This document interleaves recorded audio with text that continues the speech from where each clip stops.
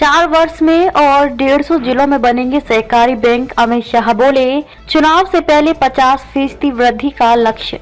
केंद्रीय गृह एवं सहकारिता मंत्री अमित शाह ने देश की संपूर्ण तरक्की के लिए सहकारी बैंकों से आगे आने का आग्रह किया। कहा कि अभी देश के 300 जिलों में सहकारी बैंक हैं। चुनाव में जाने से पहले इसमें 50% की वृद्धि करनी है। अमित शाह मंगलवार को भारत मंडपम में राष्ट्रीय राज्य सहकारी बैंक महासंघ लिमिटेड के हीरक जयंती समारोह व ग्रामीण सहकारी बैंकों की राष्ट्रीय बैठक को संबोधित कर रहे थे। केंद्रीय मंत्री ने कहा कि देश के सभी जिलों में सहकारी बैंकों की स्थापना तभी हो पाएगी जब 2 लाख नई प्राथमिक कृषि ऋण समितियां पैक्स बना ली जाएंगी।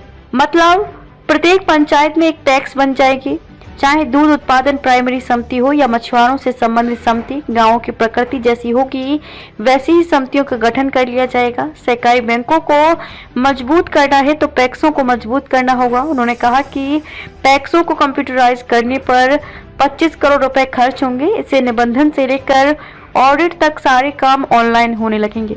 पैक्स ही राज्य सहकारी बैंक और जिला सहकारी बैंकों की आत्मा है। अगर सहकारी बैंकों को मजबूत करना है तो पैक्सों को मजबूत करना होगा। इसके लिए पैक्सों को नई तकनीक के लिए तैयार किया जा रहा है। सहकारी बैंकों ने कृषि एवं गांवों को मजबूत करने में बड़ी भूमिका निभाई। अमित शाह ने कहा कि सहकारी बैंकों का निरंतर आधुनिकीकरण और कार्य क्षमता का विकास हो रहा है। सहकारी व्यवस्था ने पूरे देश के किसानों कृषि में नई जान फूंकी है। सहकारी बैंकों ने जल प्रबंधन से लेकर कृषि एवं गांवों को मजबूत करने में बड़ी भूमिका निभाई है। हमारा देश सहकार से समृद्धि और समृद्धि से संपूर्णता की ओर जा रहा है। अलग मंत्रालय की स्थापना का उद्देश्य भी यही है। सहकारिता मंत्री ने कहा कि सरकार का लक्ष्य वर्ष 2027 तक देशीय अर्थव्यवस्था को प्राप्त कर लेना है। अगले 5 वर्ष सहकारिता क्षेत्र के लिए महत्वपूर्ण होने जा रहा है। सरकार गरीब, दलित, आदिवासी और महिला का सम विकास चाहती है। सरकार ने करके दिखाया भी है। सहकारी क्षेत्र में इफको, क्रबको और अमूल जैसी संस्थाओं ने बड़ी उपलब्धियां प्राप्त की हैं। राज्य की हर समस्या स्टेट कोऑपरेटिव बैंक की होनी चाहिए। अमित शाह ने पैक्सों के दायित्व का भी जिक्र किया और कहा कि सहकारिता के भाव को संबल देने के लिए पैक्सों और सहकारी बैंकों को भी आगे आना चाहिए।